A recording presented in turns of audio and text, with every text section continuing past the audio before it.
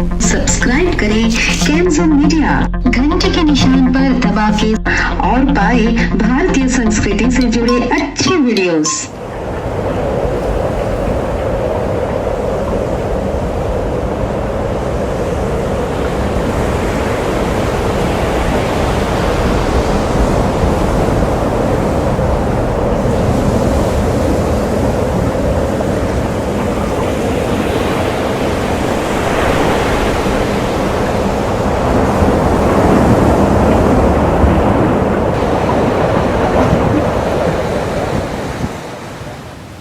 जय द्वारिकाधीश। ये संसार, ये सागर, सब तो आप ही हो प्रभु।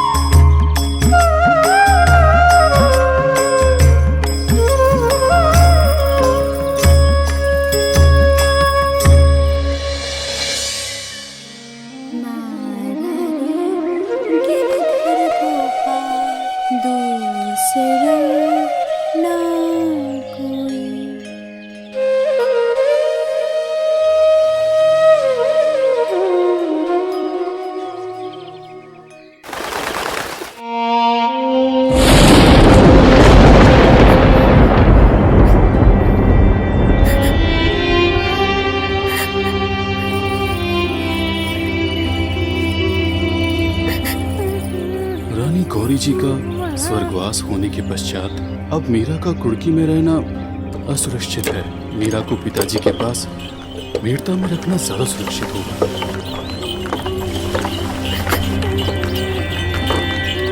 रो मत मीरा।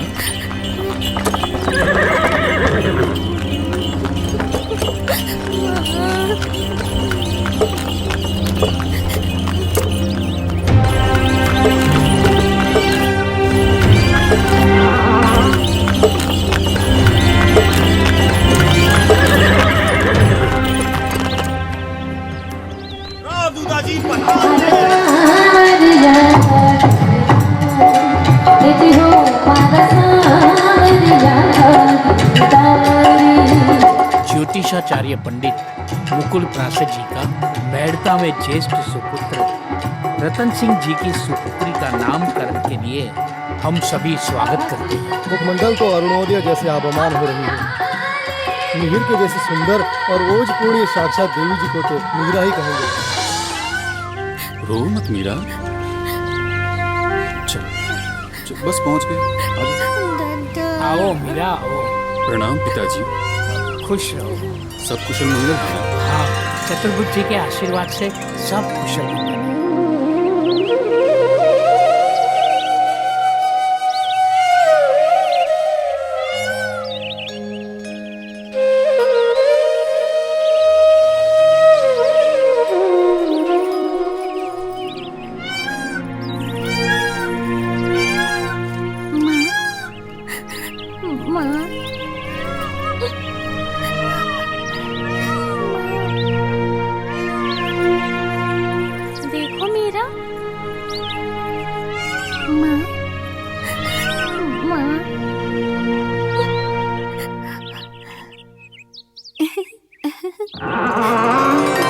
चतुर्भुजनाथ जी की जय। मन में आए सभी भावों को जरूर लिखना बेटी मीरा। इस जगत में सभी जीवों, नदी, पर्वत में परमात्मा विराजमान है। आत्मा तो अमर है, मरता तो ये शरीर है। गिरिधर गोपाल, दिव्य दर्शन अद्भुत। गोपाल प्रणाम। खुश रहो।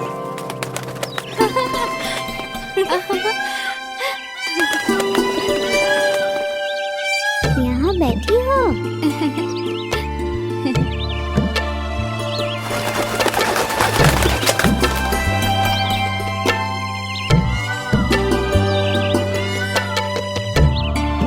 देखो मिथिला, ये सारी पक्षी है। हाँ देखो।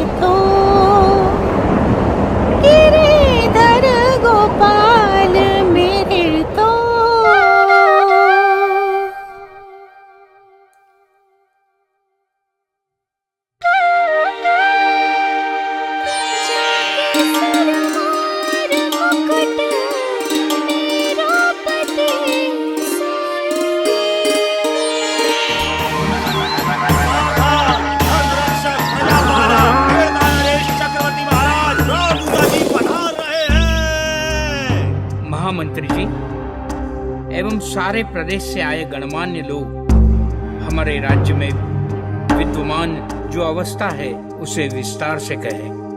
महाराज की जय हो। राज्य में सब कुशल मंगल है। हाँ पिताजी, मैं आश्वस्त हूँ। प्रजागण बहुत खुश हैं। हाँ, सब चतुर्भुज जी की इच्छा से संभव है।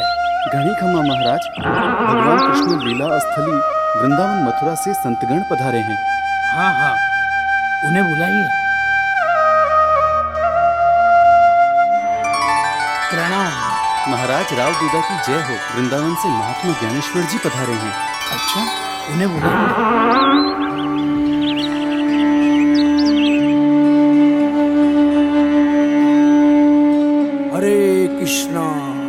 हरे कृष्णा कृष्णा कृष्णा हरे। महाराज की जय हो।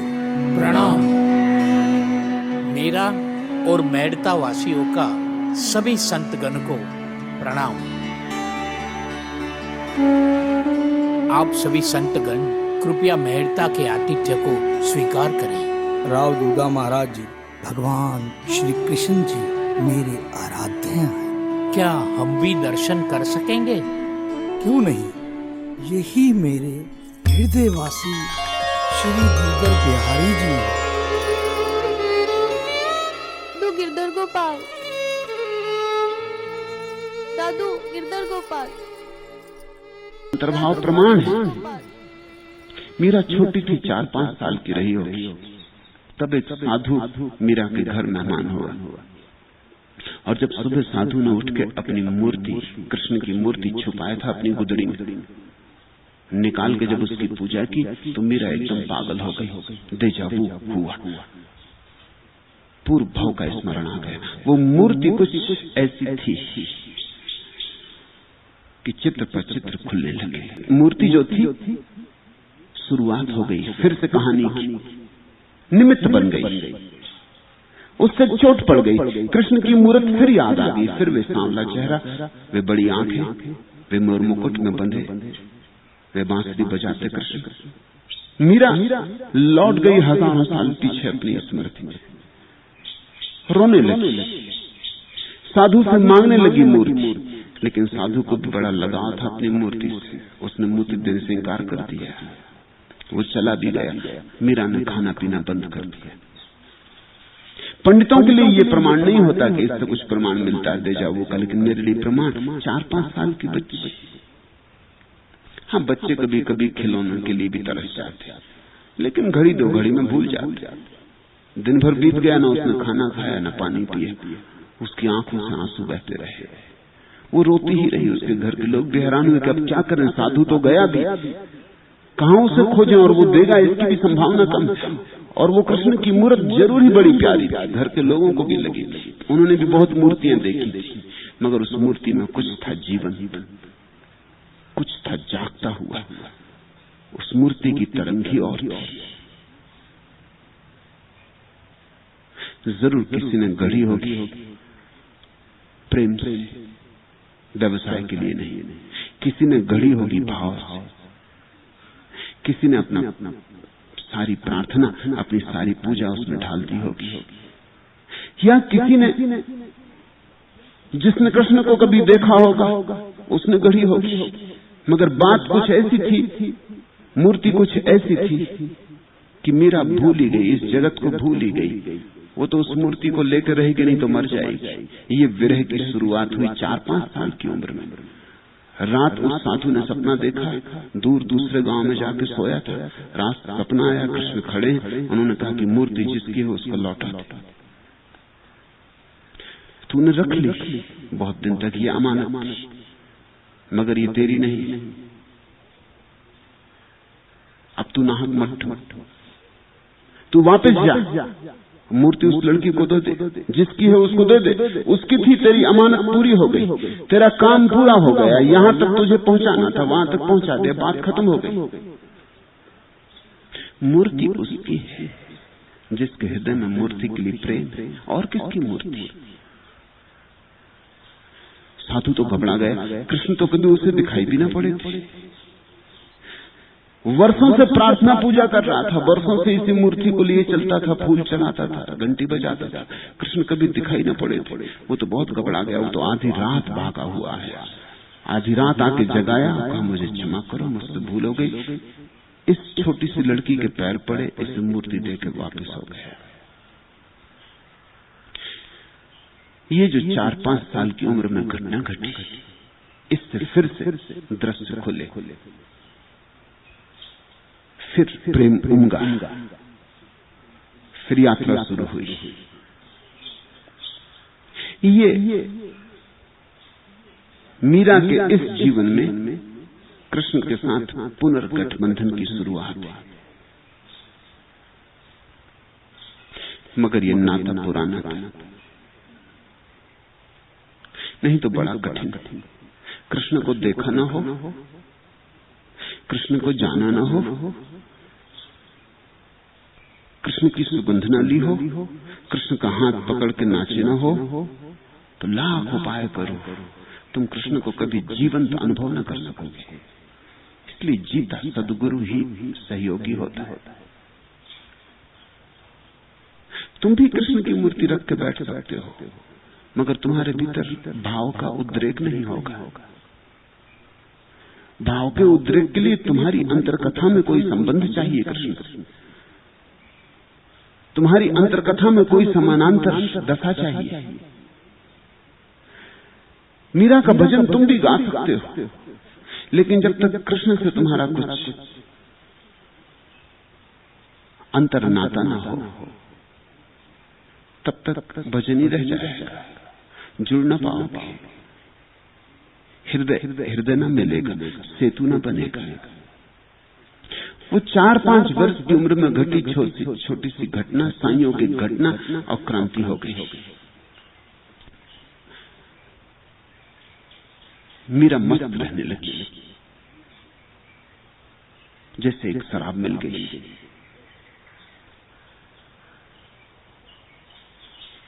दो वर्ष बाद पड़ोस में किसी का विवाह हुआ, और ये 7-8 साल की लड़की ने पूछा अपनी माँ को, सबका विवाह होता है, मेरा कब होगा, और मेरा वर कौन?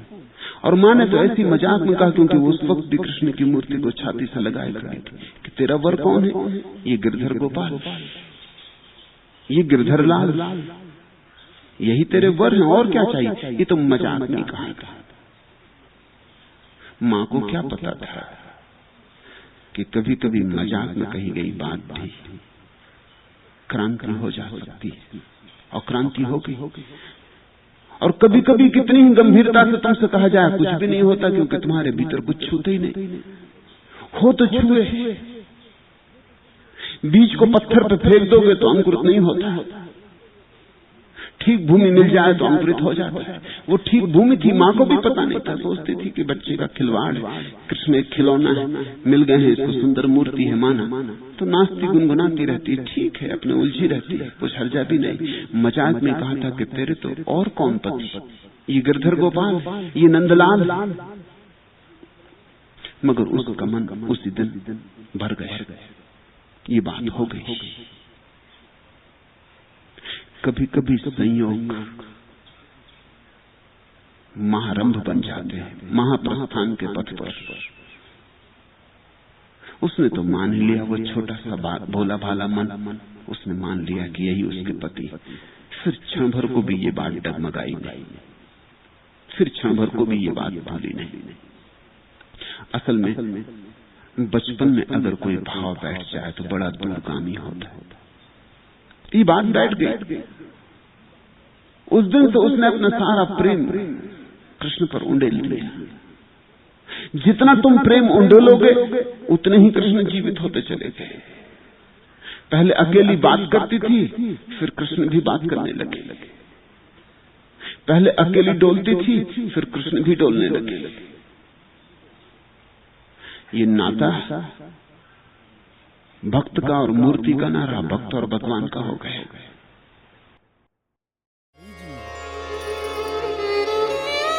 दादू गिरधर गोपाल, दादू गिरधर गोपाल। दादू गिरधर गोपाल। नहीं मीरा, ये उनकी अमानत है।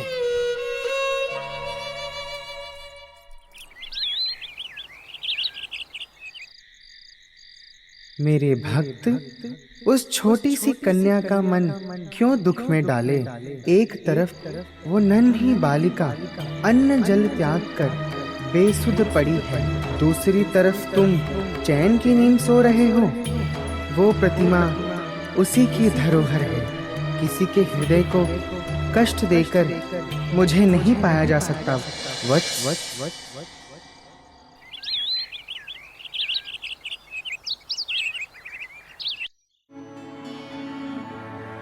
उन संतों को किसी भी प्रकार की कोई कमी तो नहीं है ना? नहीं महाराज। महाराज की जय हो।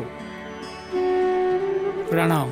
लो सुपुत्री मीरा, मुझे रात सपने में श्री कृष्ण भगवान जी ने फटकार लगाई। लो अपनी अमानत श्री कृष्ण जी को लो। हरे कृष्णा कृष्णा कृष्णा हरे।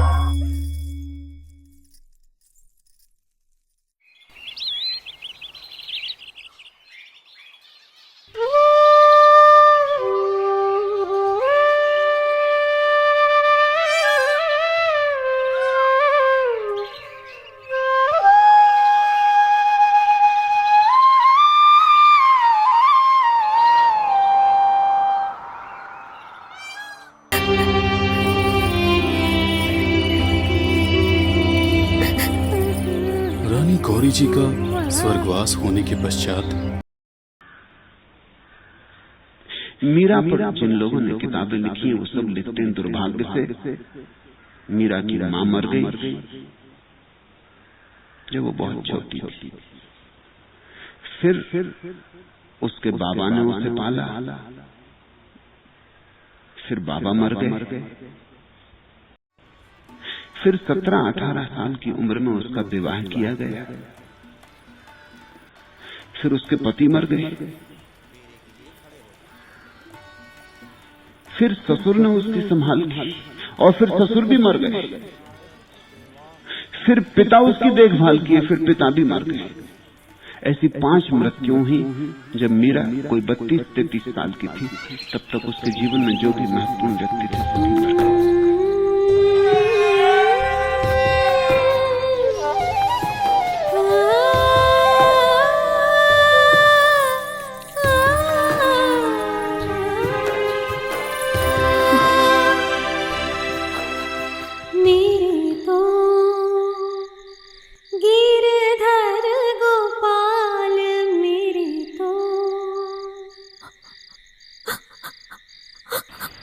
जिनको भी उसने चाहा था, प्रेम किया था, वो सब मर गए।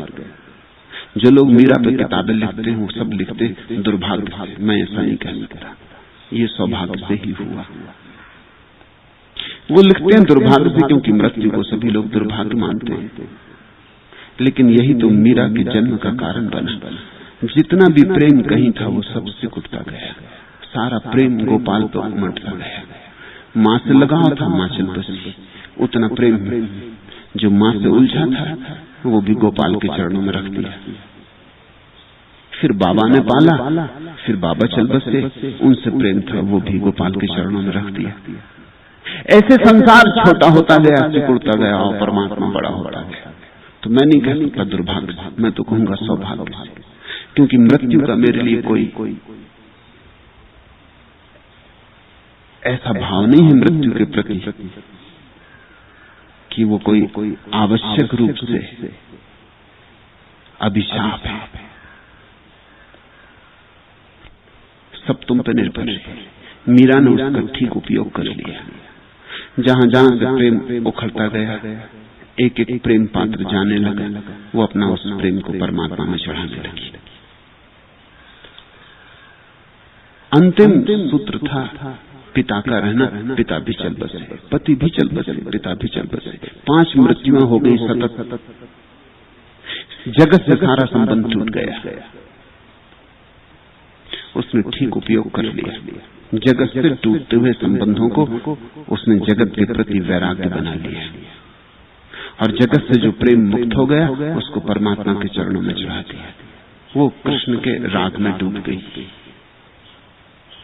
और इन मृत्युओं ने एक और सौभाग्य का काम किया कि उन्होंने एक बात दिखा दी कि इस जगत में सब क्षणभंगुर है। अगर प्यारा खोजना हो तो शाश्वत में खोजो।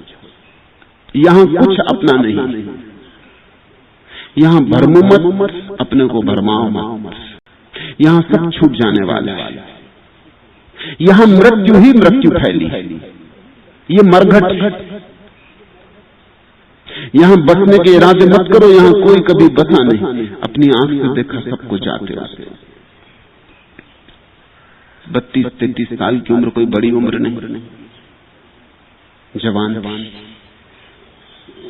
जवानी में इतनी मौत घटी कि मौत का कांटा उसे ठीक ठीक साफ साफ दिखाई पड़ गया कि जीवन क्षणभंगुर है। और तब उसका मन यहाँ से विरक्त हो गया। जो यहाँ से विरक्त है वही परमात्मा में अनुरक्त हो सकता है।